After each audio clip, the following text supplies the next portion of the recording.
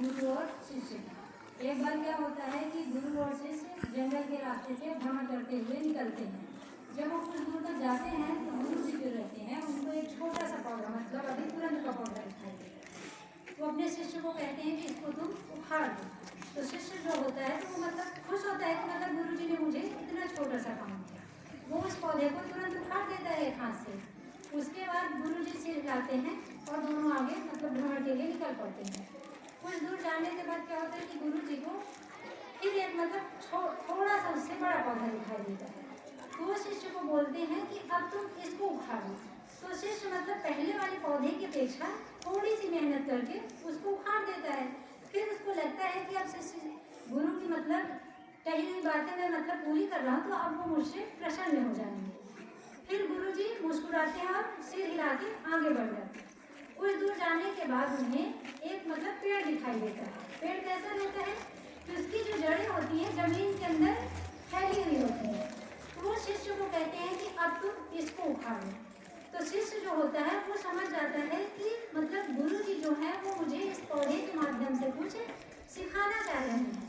तो वो मतलब पहले अपने हाथों का उपयोग करता है, फिर पैरों का उपयोग करता है, अंततः मतलब वो उस पेड़ को उखाड़ने में सफल हो जाता है, लेकिन उसे बहुत प्रयास करना पड़ता है।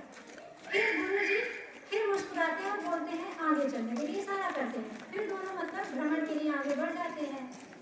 कुछ दूर पहुंचने के बाद गुरु जी को एक बड़ा सा पेड़ दिखाई देता है।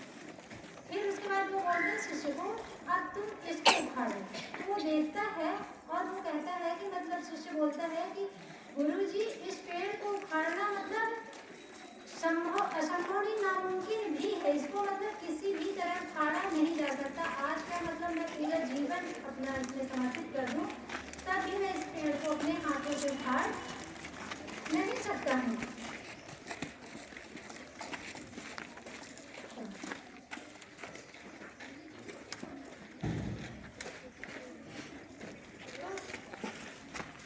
इसके बाद वो बोलता है कि नहीं उठा सकता हूँ। फिर गुरु जी कहते हैं कि यही तो मैं तुमको समझाना चाह रहा था तब से कि जो हमारे शरीर के अंदर बुरी आदतें हैं जब तक वो एक पौधे के रूप में है हम उनको बाहर निकाल सकते हैं, लेकिन जिस दिन वो एक पेड़ का रूप धारण कर लेंगी और उनकी जड़ें जो हैं वो हमारे पूरे शरीर में फैल जाएंगी, उसके बाद उनको उखाड़ना मुश्किल नहीं नामुमकिन भी है।